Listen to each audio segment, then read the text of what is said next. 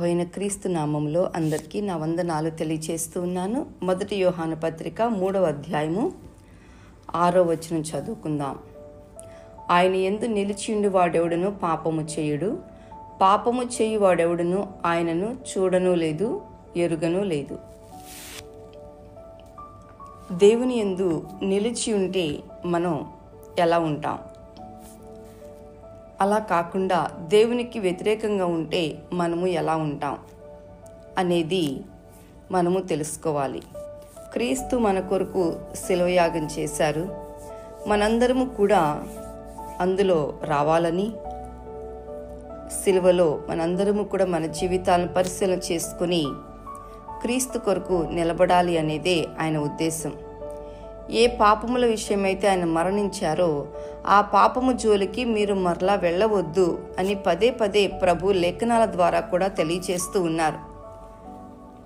కొంతమంది ప్రభువును అంగీకరించినప్పటికీ కూడా పాపము విషయంలో కూడా ఇప్పటికీ అంత ఆలోచన లేకుండా తమకు నచ్చినట్లుగా చేస్తూ దేవుని యొక్క మనస్సును నిత్యము కూడా సిలువకు గురి చేసేవారు ఎందరో కనపడుతూ ఉన్నారు.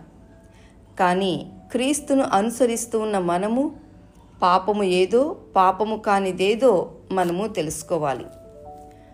ఇక్కడ యోహాను అంటూ ఉన్నారు కదా, దేవుని యందు లేదా క్రీస్తునందు నిలిచి ఉండువాడెవడు.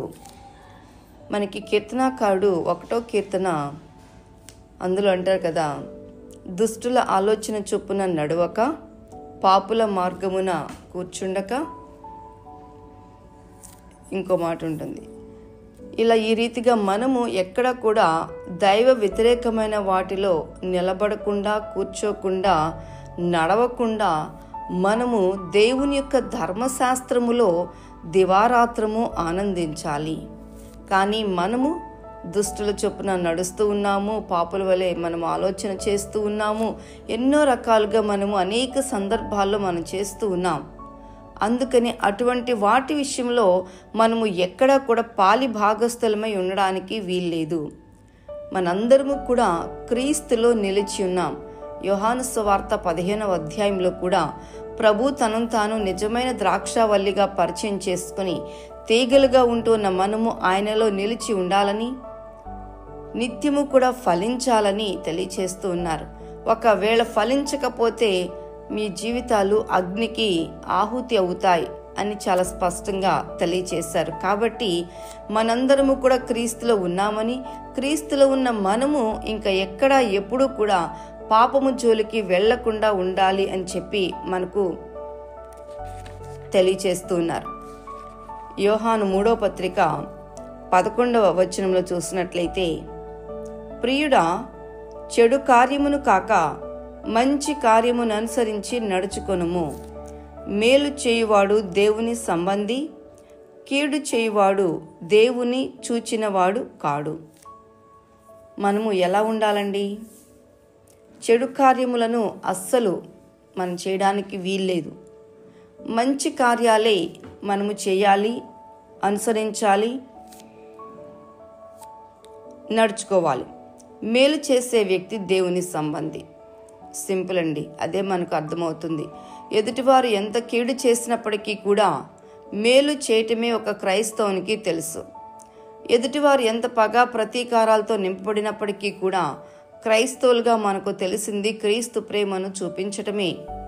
కాబట్టి అటువంటి క్రీస్తు ప్రేమతో మన జీవితాలు ఈ ఉదయ కాలమున మనము నింపుకుందాం.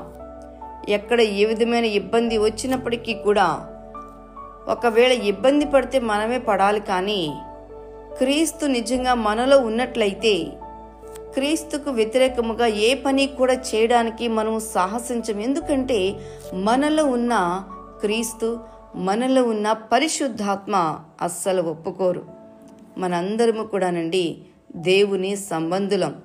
దైవికమైన గుణ లక్షణాలతోనే మన జీవితాలు మనము నింపుకోవాలి. 1 యోహాను 3వ అధ్యాయము 9వ వచనం, దేవుని మూలముగా పుట్టిన ప్రతి వానిలో ఆయన బీజము నిలుచును కనుక వాడు పాపము చేయడు. వాడు దేవుని మూలముగా పుట్టినవాడు కనుక పాపము చేయజాలడు. హల్లెలూయా. మనము దేవుని సంబంధులం. మన మాట, మన క్రియ ప్రతిదీ కూడా దేవునినే చూపించాలి. గుడ్ ఫ్రైడే ఆరాధనలు ఎంతో చక్కగా జరిగించుకున్నాం. యేసు శిలువ మీద పలికిన మాటలు మనం ధ్యానం చేసుకున్నాం. యేసు యొక్క శిలువను చాలామంది ఊరేగిస్తూ వచ్చారు. ఊరేగించటం, అలా ఊరేగించమని లేఖనాలు చెప్పలేదు. అది ఎవరికి నచ్చిన విధంగా వారు వెళ్తూ ఉన్నారు.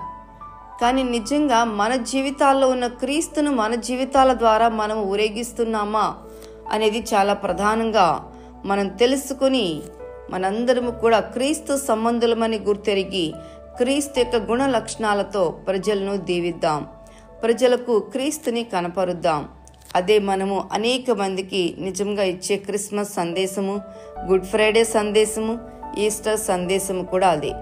క్రీస్తు లేకుండా మనం గనుక జీవిస్తే అక్కడ క్రీస్తు యొక్క నామము అనేది మహిమపరచబడదు.